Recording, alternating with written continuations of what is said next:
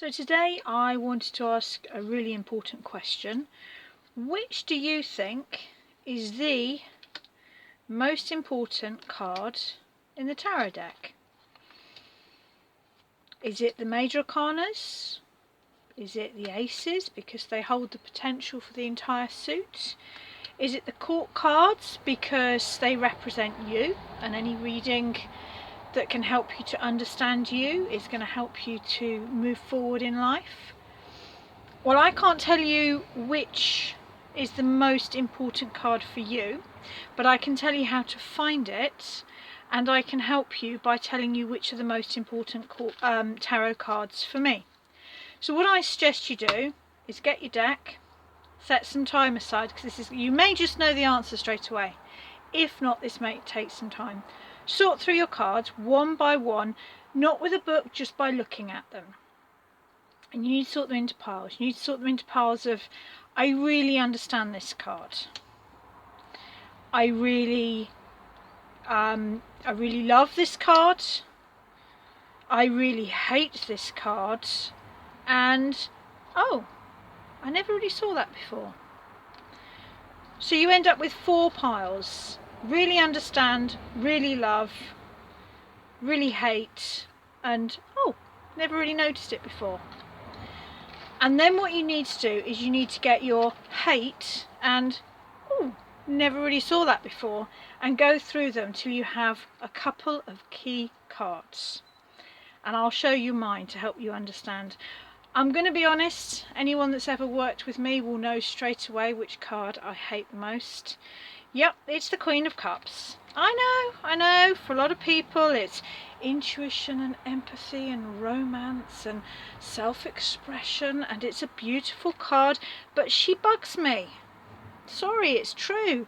She's wishy-washy, she's late, she's disorganized, she's over intuitive, she has no boundaries. Why do I hate this card? Well, the meaning is obvious. It reflects my shadow self. It reflects all those things that I don't like about myself that I fight to overcome. So the Queen of Cups is a really important card for me because when I really studied this card, I learnt a lot about myself.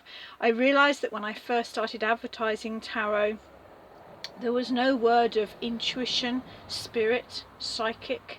I marketed myself in the very early years as Jungian tarot counsellor, using a psychological tool. I completely repressed my Queen of Cups. I'm much more comfortable with her now, but she remains a reminder that I need to embrace my psychic side. The next card, the card that I realised I just didn't get. You might spot the similarities, the High Priestess and the Queen of Cups. The High Priestess was a real surprise to me because when I was writing my book, I went through every card one by one in detail. And when I got to the High Priestess, I just thought, yeah, everyone knows that. But I slowed myself down and I followed the same process as I did with every card, and I really gazed at it, and I really made a list of the important symbols. And one of the important symbols is these pomegranates in the background. And they link the High Priestess to Persephone, goddess of the underworld. And another really important symbol in this card is the black and the white, the yin and the yang. Now, my main patron in my Norse work is Hel, who is goddess of the underworld, and is renowned in particular for her face, which is half alive and half dead. I had never realised this card represented Hel. Bonkers, isn't it? I just blanked it out. I'd really just I'd focused on the intuition and the spiritual side, but I had not considered her connection with death and with the underworld. So I learnt a lot about myself, and it really helped me to get right to the roots of the High Priestess, because before I studied her for my book, I have to be honest, I paid her lip service and no more.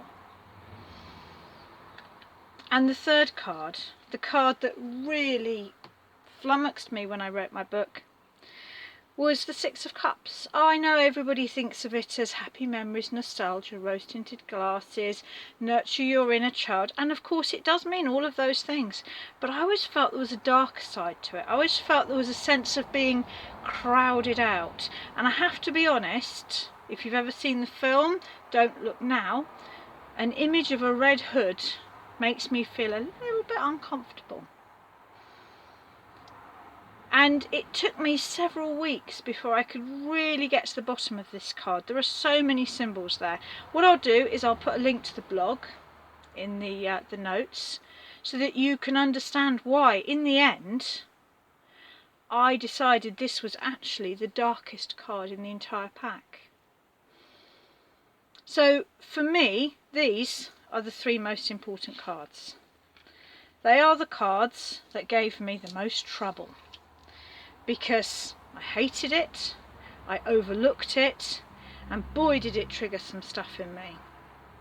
And these have been the three cards that have actually really helped, that in the end they were the three that helped me to find my own voice with tarot, helped me to make tarot really personal. So give it a go. Get your deck. Who knows, you might have 5 cards. I wouldn't go more than 6, I'd keep it kind of tight. Just if your don't get it pack pile, or if your don't like it pile is quite big, then just keep going through it and keep sort of focusing on which are the ones that you really struggle with until you have 3 or 4. And then I suggest you journal, you read, take a look at my blogs, find all the information you can about each of these cards, because somewhere in these cards there will be a key that will help you to understand yourself, and I believe it will help you to understand the entire deck in a much more personal way.